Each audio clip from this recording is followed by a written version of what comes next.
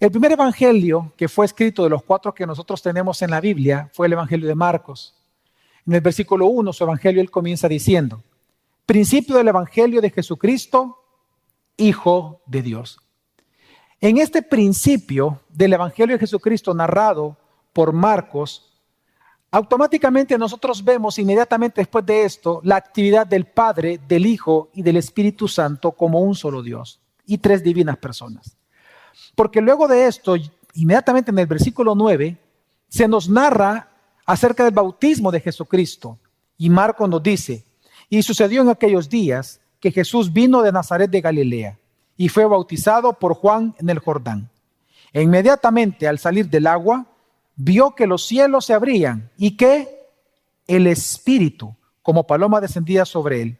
Y vino una voz de los cielos que decía: tú eres mi Hijo amado, en quien me he complacido. Es decir, en este principio del evangelio de Jesucristo vemos la actividad del Dios triuno. Vemos al Padre, al Hijo y al Espíritu Santo obrando. Y es algo que nosotros vemos en todo el Nuevo Testamento, pero también en el Antiguo Testamento. Si nosotros resumiéramos la doctrina de la triunidad de Dios, pudiéramos resumirlo de la siguiente manera o con la siguiente declaratoria: hay un solo Dios. El Padre es Dios, el Hijo es Dios, el Espíritu Santo es Dios. El Padre, el Hijo y el Espíritu Santo son 3 personas. El Padre es el Padre del Hijo. El Hijo es el Hijo del Padre. El Espíritu Santo es el Espíritu del Padre y el Espíritu del Hijo. Por lo tanto, el Padre, el Hijo y el Espíritu Santo son un solo Dios. En esta declaratoria que resume la doctrina de la Trinidad, hay 3 verdades que están expuestas. Y estas 3 verdades son las que vamos a desarrollar nosotros hoy en esta mañana. La primera de ellas es que el Padre, el Hijo y el Espíritu Santo son Dios. Así que el primer punto que vamos a ver es la divinidad del Padre, la divinidad del Hijo y la divinidad del Espíritu Santo. Pero en segundo lugar vamos a ver la relación trinitaria del único Dios verdadero que existe. Vamos a ver la singularidad de Dios o la unicidad de Dios, pero a la vez su pluralidad de personas divinas, es decir, la relación trinitaria del único Dios verdadero. Y en tercer lugar, vamos a ver, por tanto, como una conclusión, cómo debe de ser la adoración trinitaria de la iglesia de Jesucristo. Así que vamos a comenzar con el primer gran punto, y es, vamos a demostrar y vamos a hablar de la divinidad que tiene tanto el Padre, el Hijo y el Espíritu Santo. Nosotros la semana pasada lo que demostramos es que Jesús es Dios. Y lo hicimos hablando de 3 realidades que nos dicen a nosotros que Jesús es quien dijo ser. En primer lugar, hicimos una investigación documental acerca del estatus que tuvo Jesús cuando Él estuvo aquí en la tierra. En segundo lugar, hablamos y observamos e investigamos acerca de las funciones o las obras que Él realizó para saber si en verdad Él era Dios. Y por último, observar sus títulos, si en verdad a Él se le da y se le dio el título de Dios. Cuando hablamos nosotros de estatus, vimos que Jesús es Dios, porque según el testimonio de Él, el testimonio de los testigos oculares y el testimonio del Padre nos dicen que Jesús es Dios. Cuando analizamos sus obras nos dimos cuenta que Jesús es Dios porque realizó obras que solo Dios puede realizar. Por ejemplo, la resurrección. Y por último vimos que a Jesús se le da en varios versículos el título de Dios. Así que podemos concluir que Jesús es Dios, el Hijo es Dios. Pero hoy vamos a hacer el mismo análisis con el Padre y con el Espíritu Santo, solo que de manera muy rápida. Pero siempre vamos a seguir la misma metodología. Ahora, ¿por qué ocupamos esta metodología de ver el estatus social, las funciones y el título? Porque para nosotros poder saber si algo es real del pasado, es decir, dentro de la historia, nosotros no nos podemos valer del método científico, sino que nosotros tenemos que hacer un estudio instrumental en base a los testimonios de aquel momento. Le quiero dar un ejemplo. ¿Cómo nosotros podemos saber que existió un tal Genghis Khan? ¿Cómo nosotros podemos saber que Genghis Khan existió? Porque ninguno de nosotros ha vivido tanto tiempo como para decir yo soy testigo ocular. La única manera, ¿el método científico nos sirve para descubrir eso? No nos sirve en lo absoluto, es fuera de su órbita. La manera en que nosotros sabemos con hechos históricos que algo es real, por ejemplo, ¿cómo sabemos que hubo una bomba nuclear en Hiroshima y que no nos ha mentido nadie? Nosotros tenemos que hacer una investigación, se llama forense, o una investigación de testimonios, de testigos documentada, es decir, escrita. Nosotros tenemos que irnos a buscar en la historia documentos que nos hablen acerca de esos hechos o acerca de esas personas. Si tenemos suficientes testigos y son fuentes importantes, verdaderas, entonces nosotros, en base a estos testimonios, podemos decir que algo es lo que dice ser. Por eso es que nosotros seguimos esto. Así que lo que realmente nosotros hicimos la semana pasada fue una investigación forense, una búsqueda de testigos de fuentes escritas. Y lo mismo vamos a hacer entonces con el Padre y con el Espíritu Santo. Comencemos con el Padre. El Padre, en la Biblia, nosotros vemos que aparece una persona divina distinta a Jesucristo y distinta al Espíritu Santo, llamada el Padre. Por ejemplo, Efesios 1:3 dice: bendito el Dios y Padre de nuestro Señor Jesucristo. Si usted se da cuenta, el Padre, que también se le llama Dios, el Padre es una persona divina distinta a Jesucristo, distinta. Por eso luego dice, el que nos ha bendecido en toda bendición espiritual en lo celeste, en Cristo. El mismo texto nos dice que el Padre es otra persona divina distinta a Jesucristo. Entonces tenemos que analizar si esta persona realmente es divina. ¿Acaso el Padre tiene el estatus de Dios en la Escritura? Bueno, hagamos la investigación. Veamos primero el testimonio de Él mismo, del Padre. En Marcos 1:11 lo leímos, que una voz del cielo salió y dijo: tú eres mi Hijo amado. ¿Quién es el único que puede decir que tiene un hijo? Alguien que sea Padre. Es decir, que el mismo Padre está diciendo, yo soy Padre. Pero también Jesús, como testigo, Él llamó a su Padre, Padre. En Juan 17:1, que es un texto entre muchos, dice, estas cosas habló Jesús y alzando los ojos al cielo dijo, Padre, la hora ha llegado, glorifica a tu Hijo para que el Hijo te glorifique a ti. En otros textos, Jesús, por ejemplo, le llamó a Dios, le llamó Abba, Padre, que significa en español, papito. En otra ocasión le llamó Padre mío y Dios mío. Él nos enseñó que cuando oráramos en la oración del Padre Nuestro, ¿cómo comenzamos? Padre Nuestro, es decir, según el testimonio del Padre, el testimonio del Hijo, el Padre es el Padre. Pero también, si nosotros buscamos testimonio en el Antiguo Testamento y en el Nuevo Testamento, hay una cantidad importante de versículos que nos dice que tanto la iglesia del Antiguo Pacto como la iglesia del Nuevo Pacto le llamaron a Dios Padre. Pero también encontramos en la Biblia atributos que se le dan al Padre únicamente. Cuando se menciona Padre, se le da atributos.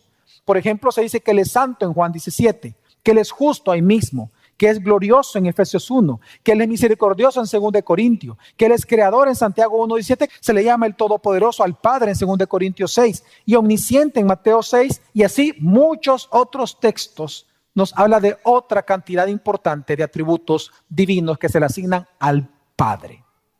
Así que, ¿el Padre tuvo el estatus y tiene el estatus de Dios? Sí, el estatus lo tiene. Ahora veamos las funciones. ¿Acaso el Padre tiene funciones de Dios? En 1 Corintios 8 se le llama el Creador. En más de 44 veces Juan dice que el Padre envió al Hijo. En Lucas capítulo 11 se dice que Él recibe oración. También en otros textos se nos dice que Él recibe de oración. Se nos dice que Él da al Espíritu Santo. Él perdona pecados. Él salva dando vida eterna y la sustenta. Él bendice y Él recibe toda gloria, tanto del Hijo como de toda la creación. Así que estas funciones son funciones divinas. Solo son funciones de Dios. Así que mi pregunta es, amada iglesia, gracia sobre gracia. Dios, el Padre, ¿tuvo funciones y tiene funciones de Dios? Sí. Hoy veamos los títulos. ¿Acaso en la Biblia al Padre se le llama Dios? Sí. Ya leímos el primer versículo en Efesios 1:3, obviamente, pero hay otros textos más.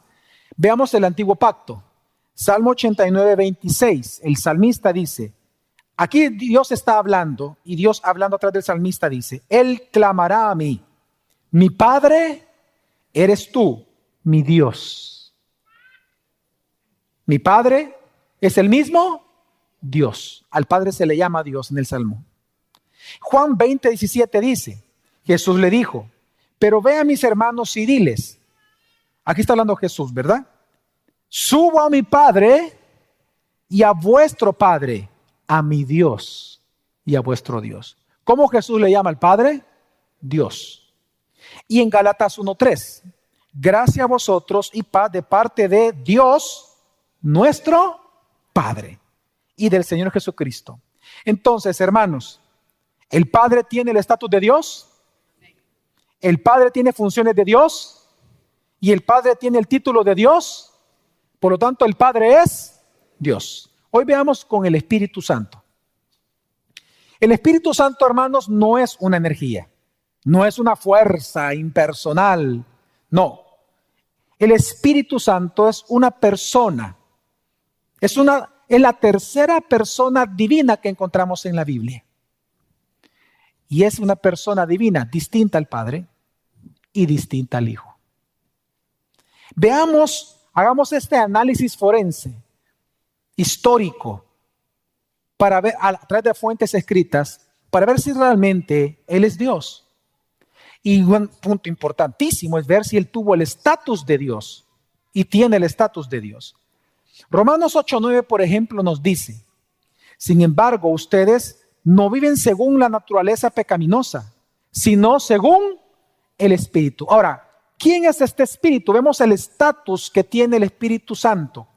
Dice, si es que el Espíritu de Dios vive en ustedes, y si alguno no tiene el Espíritu de Cristo, no es de Cristo. Vemos la Trinidad, pero también vemos el estatus que tiene el Espíritu Santo. El Espíritu Santo tiene el estatus que se le llama el Espíritu de Dios y también se le llama el Espíritu de Cristo. En otras palabras, Él tiene el estatus de Dios. Pero sigamos analizando el estatus. Por ejemplo, es interesante que Él habla en primera persona como el Señor de la iglesia. Por ejemplo, en diversos textos, uno de ellos es Hechos 13. Cuando Él habla, cuando es escogido Bernabé y Pablo para ir a predicar, ¿quién es el que habló ahí? Hechos, el Espíritu Santo. Y el Espíritu Santo dice, apartadme a Bernabé y apartadme a Pablo. El Espíritu Santo habla como que si fuera el Señor. Claro, porque Él es Dios. En Hechos, por ejemplo, vemos algo interesante. Fíjense, ¿se acuerdan ustedes, hermanos, en Isaías 6? Isaías 6 es un pasaje importante en Isaías porque es el llamamiento santo a Isaías a ser profeta.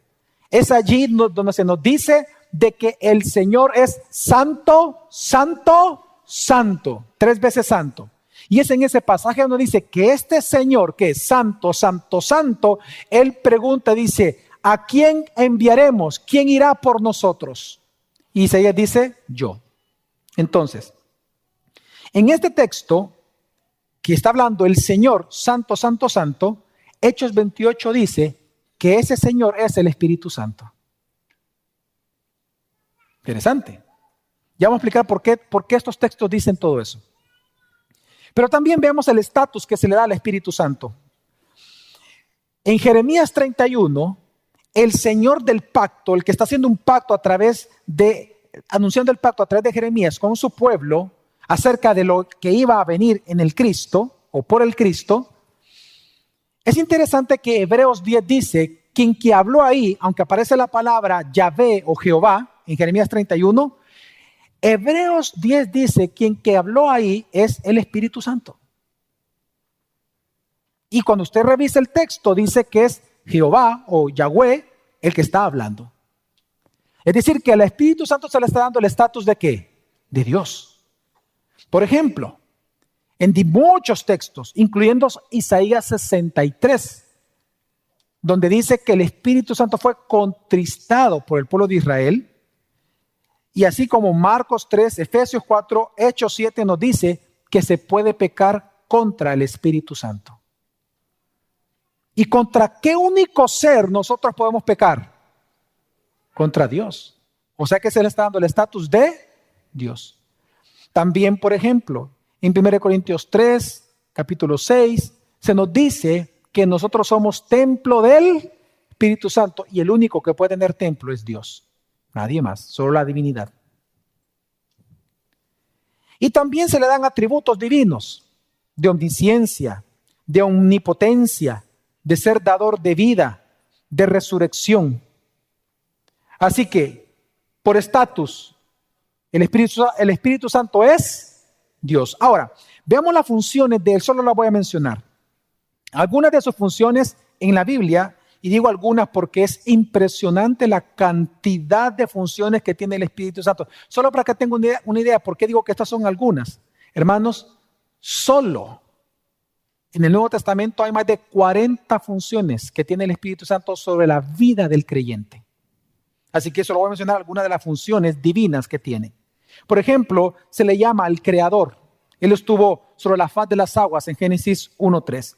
Él obró la encarnación del Hijo en Mateo 1:18. Él resucitó a Jesús según Romanos 8:11. Él empoderó a Jesús para que él ejecutara su misión según Lucas 4. Y él empodera a la iglesia para nuestra misión según Hechos 1:8. Pero también el Espíritu Santo inspiró las sagradas Escrituras. Toda la Biblia la inspiró el Espíritu Santo. Y hablando de la salvación, es el Espíritu Santo, aunque Jesús es el Salvador por voluntad del Padre y el Padre lo envió al Hijo, es el Espíritu Santo el que aplica la salvación del Hijo a cada escogido de Dios. El Espíritu Santo aplica la obra de salvación a los escogidos, desde hacerlo nacer de nuevo, hasta la santificación diaria y la glorificación eterna más adelante. Así que, según la Biblia, ¿el Espíritu Santo tuvo funciones de Dios? Sí. Hoy veamos los títulos. ¿Al Espíritu Santo se le llama Dios en la Biblia? Sí. En Hechos capítulo 5, versículo 3 al 4 dice: Mas Pedro le dijo: Ananías, ¿por qué ha llenado Satanás tu corazón para mentir al Espíritu Santo? No has mentido a los hombres, sino a Dios. Le está llamando Dios al Espíritu Santo. Así que, hermanos, el Espíritu Santo tiene el estatus de Dios, tiene las funciones de Dios y tiene el título de Dios. Por lo tanto, podemos decir que el Espíritu Santo es Dios. Pero entonces surge una gran pregunta. Si hay 3 personas divinas en la Biblia, ¿no significa eso, pastor, de que son 3 dioses? No. ¿Pero por qué? Vamos al segundo gran punto. Vamos a ver que no es así porque la Biblia afirma la unicidad de Dios, o la singularidad de Dios, o la unidad del único Dios verdadero y la relación trinitaria que hay entre las 3 personas divinas que componen un solo Dios. La Biblia es enfática en afirmar que hay un solo Dios verdadero. Solo hay uno. No hay 2 dioses, no hay 3 dioses, no hay 4 dioses.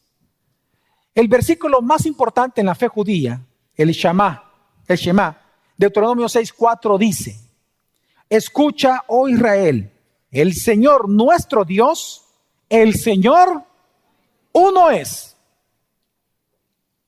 Lo que está diciendo la doctrina de la singularidad de Dios es que Dios es uno. Esta palabra uno es único.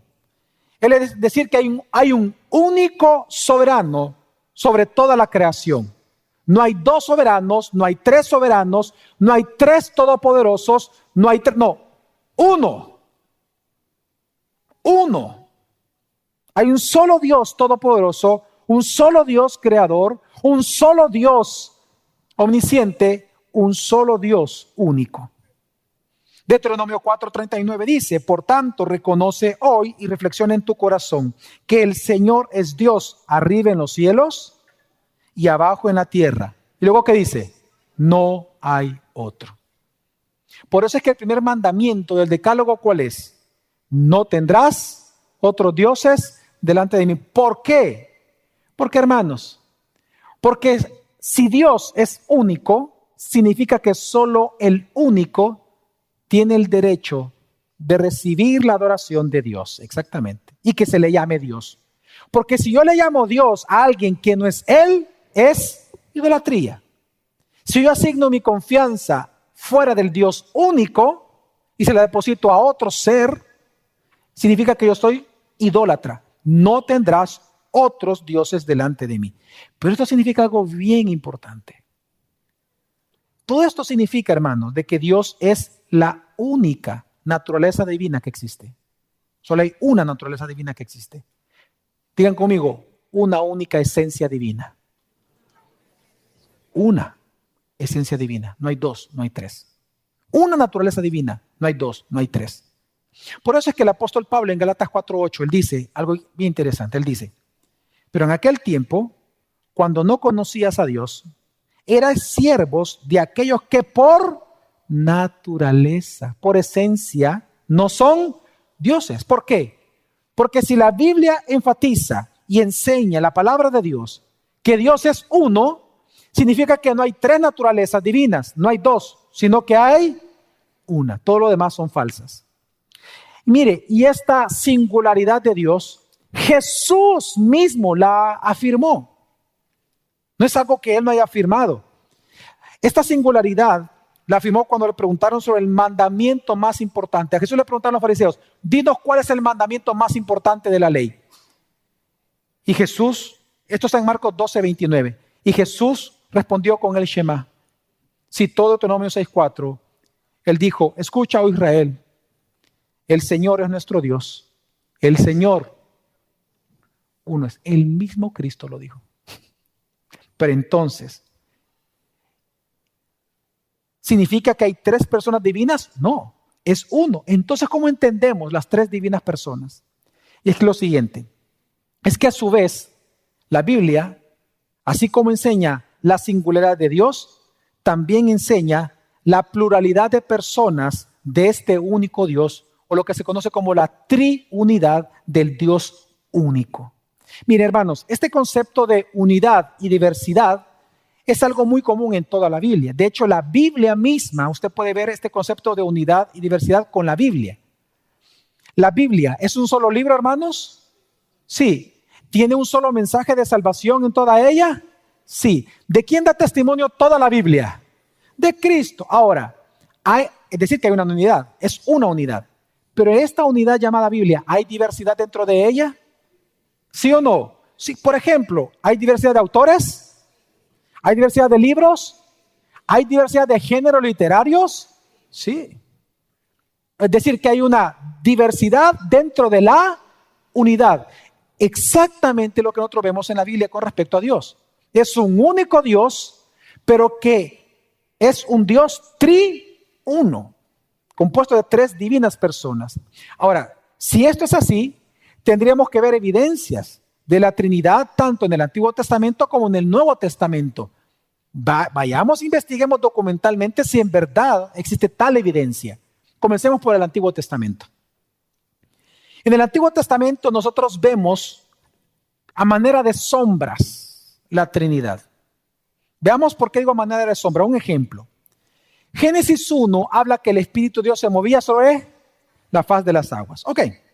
Pero resulta que Isaías 63:10 dice que este Espíritu que se movía sobre la faz de las aguas es el Señor de Israel. ¿Acaso eso está para confundirnos a nosotros? No, lo que está realzando es la triunidad. Está hablando de la pluralidad trinitaria del Dios único.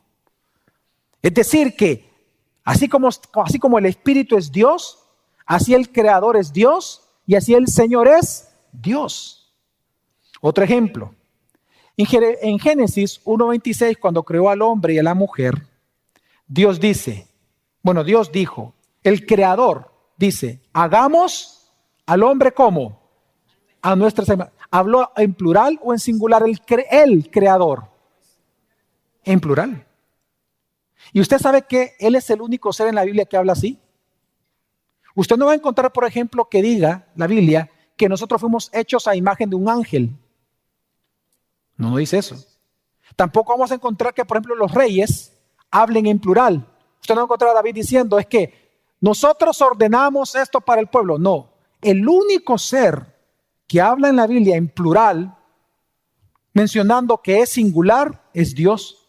Es el Creador el que dice, hagamos a nuestra, en plural. Es lo mismo que pasa en Isaías. En Isaías 6, cuando les mencioné del llamamiento de Isaías, Dios dice, ¿quién irá por nosotros? En plural.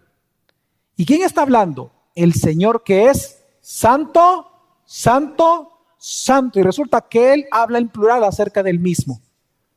Y así nosotros vemos otros textos. Génesis 3:22, Génesis 11:7 y otros textos. Nosotros podemos ver que en el Antiguo Testamento se anuncia a manera de sombra, es decir, veladamente, la Trinidad. Veamos, por ejemplo, en el caso del Mesías prometido. Ya vámonos a la época de los profetas.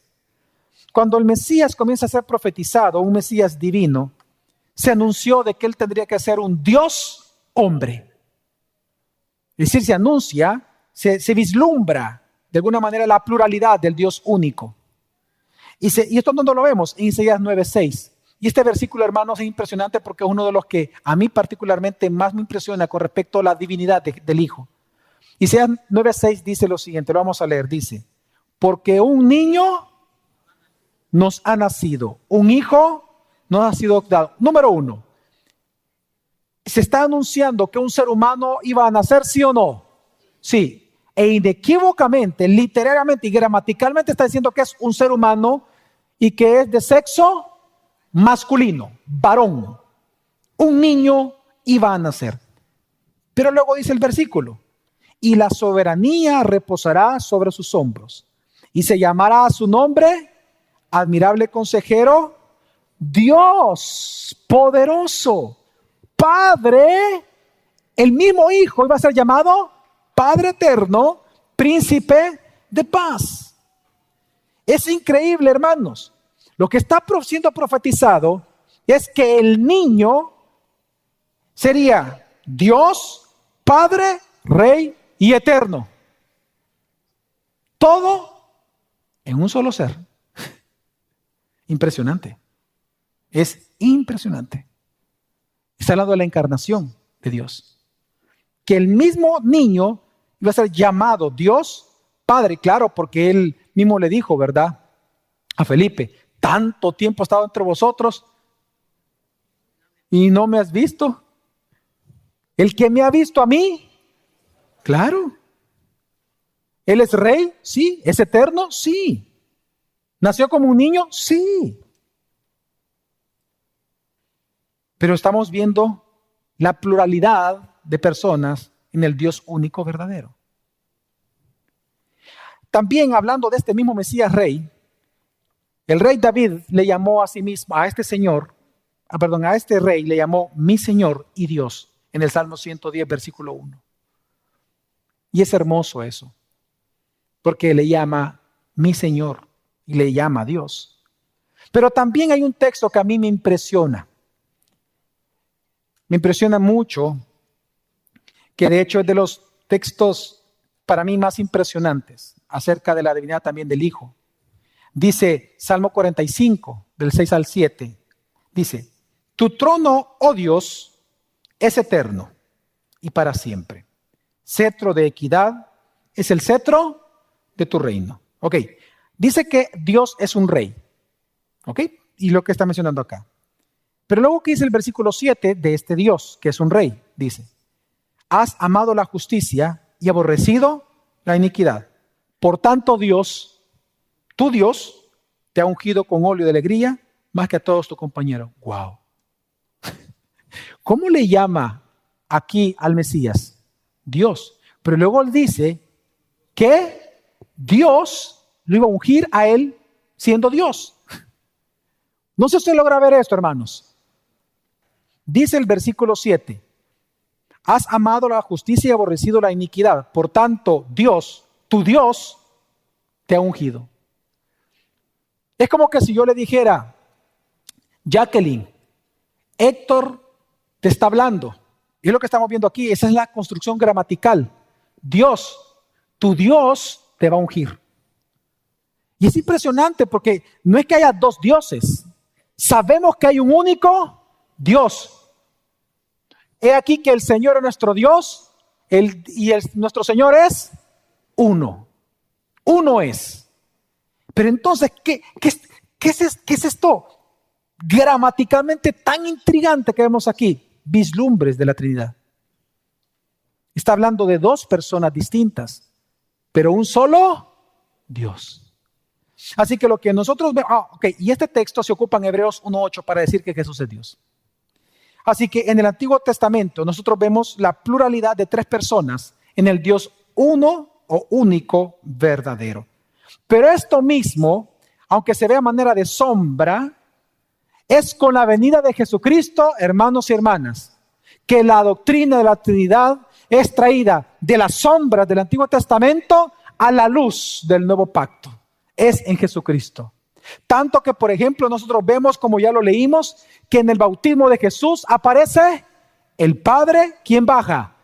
El Espíritu Santo. ¿Y quién está siendo bautizado? El Hijo. Vemos ya la Trinidad, ya la podemos observar. Hubieron testigos oculares, pero no solamente eso, sino que Jesucristo fue el que nos reveló que las tres divinas personas, un solo Dios único verdadero, tiene un solo nombre. Es decir, que no son tres dioses, sino que es un solo Dios. Mateo 28:19 dice: id pues y haced discípulos de todas las naciones, bautizándolos en el nombre, no en los nombres, en el nombre del Padre, del Hijo y del Espíritu Santo. No dice en los nombres. ¿Usted se imagina si Jesús no fuera Dios, el Espíritu Santo no fuera Dios, la herejía que sería decir bautizarlos en los nombres de ellos? Significaría que usted tendría que ser bautizado en el nombre de un Dios, en el nombre de un ser humano y en el nombre de una energía impersonal. Eso sería blasfemia, mire. Pero resulta que se bautiza en el nombre del Padre, del Hijo y del Espíritu Santo, porque son tres divinas personas, un único Dios. ¿Y cómo sabemos que son un único Dios? Porque tienen un solo nombre. ¿Cuál es este nombre? ¿Cómo lo sabemos que es Jesús? Juan 17. En Juan 17, versículo 11, Jesús orando al Padre dice, prestemos atención y dice: Padre Santo, guárdalos en tu nombre, el nombre que me has dado, para que sean uno, así como nosotros.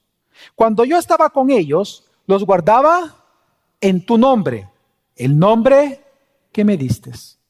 Y es que tenemos que entender que a Jesús ni José ni María escogieron el nombre. ¿Cuántos de ustedes escogieron el nombre de sus propios hijos? Eso es lo normal, ¿no? Pero aquí ni José ni María, sus padres terrenales, escogieron el nombre. Recuerde que Dios envió un ángel, Gabriel. Y le dijo Gabriel a María: y le pondrás por nombre Jesús, porque él salvará al pueblo de sus pecados. Entonces tenemos que entender que aunque son tres divinas personas, es un solo Dios. Y por ejemplo, esta misma doctrina y esta misma realidad y este misterio de la Trinidad ya impregnó en todo el Nuevo Testamento las doctrinas y las enseñanzas y el Evangelio mismo. De hecho, el Evangelio es un Evangelio trinitario. Veamos un poco esto, evidencias de cómo la Trinidad aparece ya en el desarrollo del Nuevo Testamento. Hay muchos versículos, solo escogí 3. Veamos el primero. 3 textos. Tito 3, del 4 al 6 dice: pero cuando se manifestó la bondad de Dios, nuestro Salvador, y su amor hacia la humanidad, está hablando del Padre, Él nos salvó, no por obras de justicia que nosotros hubiéramos hecho, sino conforme a su misericordia, por medio del lavamiento de la regeneración y la renovación por el Espíritu Santo, que Él derramó sobre nosotros abundantemente, pero por medio de Jesucristo, nuestro Salvador.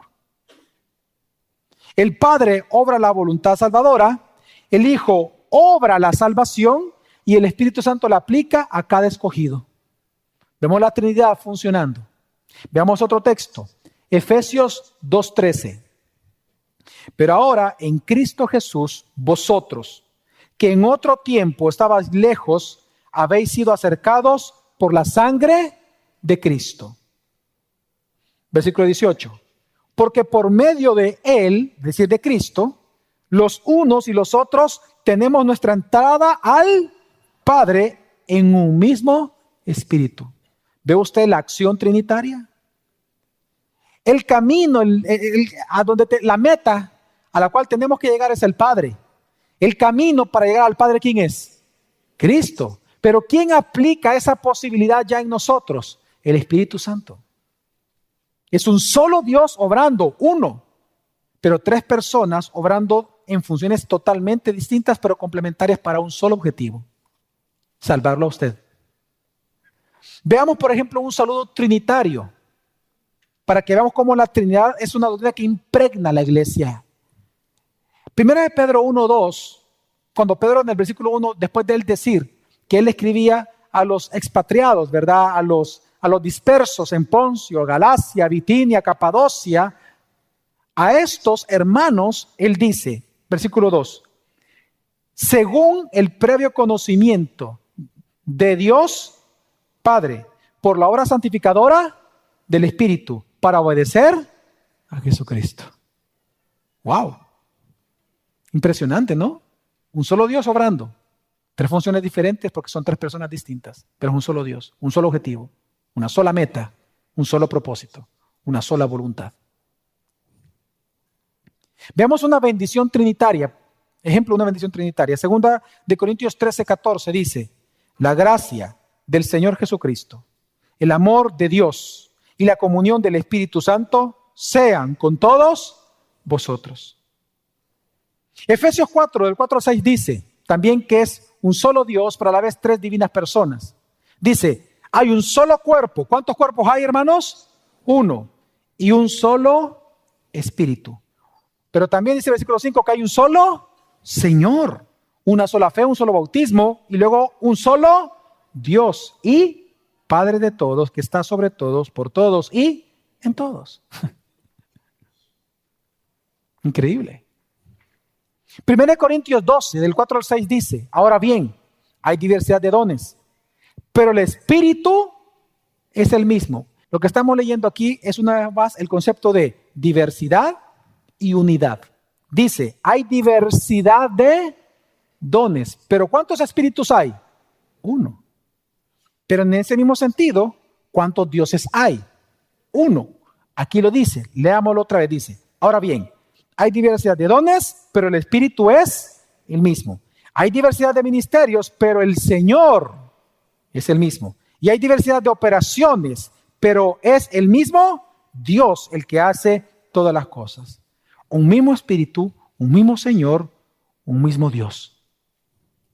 Así que, hermanos, este mismo y único Dios, una sola esencia, una sola naturaleza divina, está compuesta a la vez por tres personas distintas, divinas, que tienen funciones distintas, pero complementarias. Y vemos que tienen una sola voluntad, un solo propósito, un solo objetivo. Así que podemos concluir con todo esto, que según el testimonio de la Escritura, vemos que no son tres dioses, sino un único Dios, verdadero, triuno. Y por lo tanto, en vista a todos estos versículos, hermanos, que hemos leído, nosotros entonces hoy podemos resumir la doctrina de la Trinidad diciendo lo siguiente. En primer lugar, nosotros vemos de que las tres divinas personas son personas distintas entre sí, pero que poseen una misma naturaleza divina, una misma.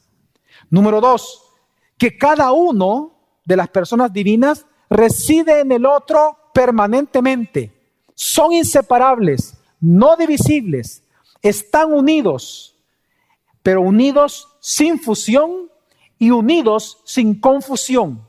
Si usted quiere seguir estudiando este tema, se le llama pericoresis de Dios. Usted lo puede leer en teología, la pericoresis de Dios. Esto significa de que el Padre está en el Hijo y en el Espíritu. El Hijo está en el Padre y en el Espíritu. Y el Espíritu está en el Padre y en el Hijo. Las tres divinas personas, distintas personas, unidas entre sí, pero no mezcladas ni fusionadas entre ellos, sin confusión, inseparables, indivisibles eternamente. Y esto nos enseña otra cosa, hermanos, que por eso tienen roles distintos en la obra salvadora de Dios sobre el pecador. Y estos roles no son intercambiables. Por ejemplo, usted nunca va a ver al Hijo diciéndole al Padre, ve a la tierra y muere. Jamás el Hijo va a hacer eso con el Padre. Ni tampoco el Espíritu Santo diciéndole al Padre, ve tú y reparte los dones porque ya estoy cansado y aburrido. No. Son tres personas, tres roles distintos, no intercambiables. Pero también aprendemos de los textos que estamos leyendo, es que las tres divinas personas comparten una misma obra. Hermanos, toda obra del Dios uno es la obra del Padre, del Hijo y del Espíritu Santo. Donde el Padre está obrando, ¿quién también está obrando necesariamente? El Hijo y ¿quién más? El Espíritu. Donde el Espíritu Santo está obrando, ¿quién está obrando? El Padre y el Hijo. Y donde el Padre está obrando, ¿quién está obrando? El Hijo y el Espíritu. Igual el Hijo. Donde el Hijo está obrando el Padre y el Espíritu. Es una sola obra. Es un solo Dios. Por lo tanto, es una sola obra. Pero también las tres divinas personas comparten un solo conocimiento y un solo poder divino. Ahí vemos que es un solo Dios también. Por ejemplo, hermanos, miren. Jesús dijo que el Padre y que Él eran uno solo. Juan 10:30. ¿Se acuerdan, hermanos? Hermanos, Jesús dijo que el Padre y el Hijo eran uno.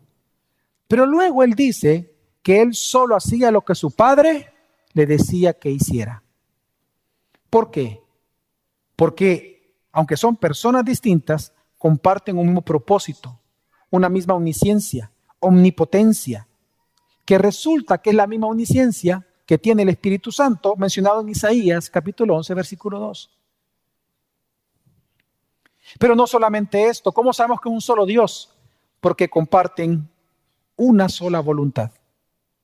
Quiero que entendamos esto, hermano. Miren, para que usted sea definido como persona y no como animal, significa, o una característica o un requisito, es que usted tenga voluntad.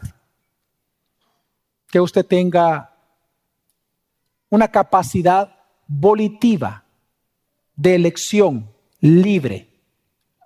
¿Ok? Los animales no pueden porque los animales actúan por instinto, que es diferente. Usted no. Es cierto que tiene pasiones degradadas, etcétera, pero usted tiene voluntad. Entonces, cada persona de la divinidad tiene voluntad propia. Pero esta voluntad está sujeta entre ellos libremente, a una sola. Vamos a ver un gran ejemplo, dos ejemplos claros en la Biblia. Por ejemplo, Jesucristo dijo que Él podía dar vida a quien Él quisiera. Ahí está hablando de la libre voluntad de Dios, de Jesús. Pero en el mismo capítulo que Él dijo eso, Él dice que nada puede hacer fuera de la voluntad de su Padre. Es decir, que la voluntad del Hijo siempre es la voluntad de ¿quién? Del Padre, siempre, libremente. Lo mismo pasa con el Espíritu Santo. El Espíritu Santo dice que Él reparte dones como Él quiere, pero en el mismo capítulo, el mismo texto dice que el Padre es quien coloca a cada uno en el cuerpo según como Él quiere. Entonces, ¿qué está diciendo la Biblia? Que así la voluntad del Espíritu es la voluntad del Padre. Por lo tanto, la voluntad del Hijo, la voluntad del Padre y la voluntad del Espíritu Santo es una sola. Por lo tanto, es un solo Dios, pero son tres personas divinas. Por todos estos elementos y evidencias, podemos concluir con toda tranquilidad que nuestro Señor es Dios. Y nuestro Dios uno es. Y es un Dios triuno. 3 divinas personas. Ahora, ¿esto qué significa? ¿Cuáles son las implicaciones de esto? Y vamos al último punto, que es la adoración trinitaria de la iglesia. Significa, hermanos, de que nuestra adoración al único Dios verdadero debe de reflejar siempre una conciencia trinitaria. ¿La tienes? ¿Acaso tú cuando adoras a Dios, tú tienes una conciencia trinitaria? Y una manera en que nosotros tenemos que adorarlo es que cuando tú proclames el Evangelio, tienes que entender que el Evangelio es trinitario. Te quiero leer un texto que no lo leí intencionalmente, quiero que lo leamos. Gálatas 4, para ver cómo el Evangelio es trinitario y cómo nosotros tenemos que predicar el Evangelio.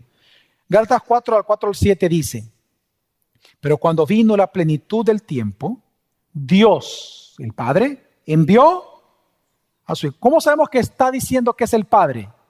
Porque ¿a quién envió? A su Hijo. Está hablando del Padre. Dice, pero cuando vino la plenitud del tiempo, Dios, el Padre, envió a su Hijo, nacido de mujer, nacido bajo la ley, a fin de que redimiera a los que estaban bajo la ley, para que recibiéramos la adopción de hijos. Y porque sois hijos, Dios ha enviado el Espíritu de su Hijo a nuestros corazones, clamando, Abba, Padre. Por tanto, ya no eres siervo, sino hijo, y si hijo, también heredero por medio de Dios. ¡Wow! ¡Qué hermoso! ¡Qué hermoso que las 3 divinas personas ejercen una sola obra, pero sus funciones son distintas para dicha obra! El Hijo aplica la redención, el Espíritu aplica la redención, el Hijo la obra en la cruz, y el Padre ejerce su voluntad para haberlos enviado a ambos. Y es hermoso. Es un único Dios, 3 divinas personas. Pero también esto significa que no solamente en nuestra proclamación tenemos que mostrar nuestra conciencia trinitaria, sino en nuestra adoración espiritual. Tú debes y yo debo honrar a cada persona de la Trinidad según el orden de roles que poseen.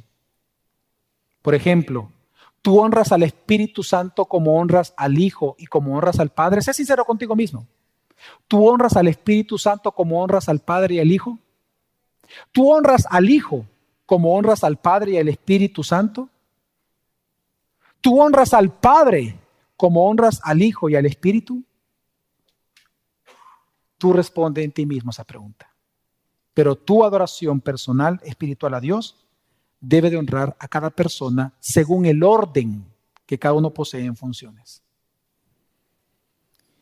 Así que, hermanos, nuestro Señor es Dios. Y nuestro Dios uno es. Pero este Dios uno son puesto por 3 divinas personas. Por lo tanto, este Dios único podemos decir que es un Dios triuno. Pero quiero que concluyamos nosotros declarando esto. Quizás el más grande defensor de la Trinidad en la historia del cristianismo ha sido Atanasio, el obispo Atanasio. Y él hizo un credo que es un credo trinitario para defender la Trinidad. Si usted realmente cree que Jesús es Dios, que el Espíritu Santo es Dios, que el Padre es Dios y los 3 es un único Dios, entonces a viva voz leamos todos juntos parte del credo de Atanasio. Adoramos a un solo Dios en Trinidad y a la Trinidad en unidad, sin confundir a las personas ni dividir la sustancia, porque hay una persona del Padre, otra del Hijo y otra del Espíritu Santo. Pero la divinidad del Padre, del Hijo y del Espíritu Santo es todo en uno. La gloria igual, la majestad coeterna. Tal como es el Padre, tal es el Hijo y tal es el Espíritu Santo. El Padre eterno, el Hijo eterno y el Espíritu Santo eterno. Y sin embargo, no son tres eternos, sino un solo eterno, como también no son tres incomprensibles ni tres increados, sino un solo increado y un solo incomprensible.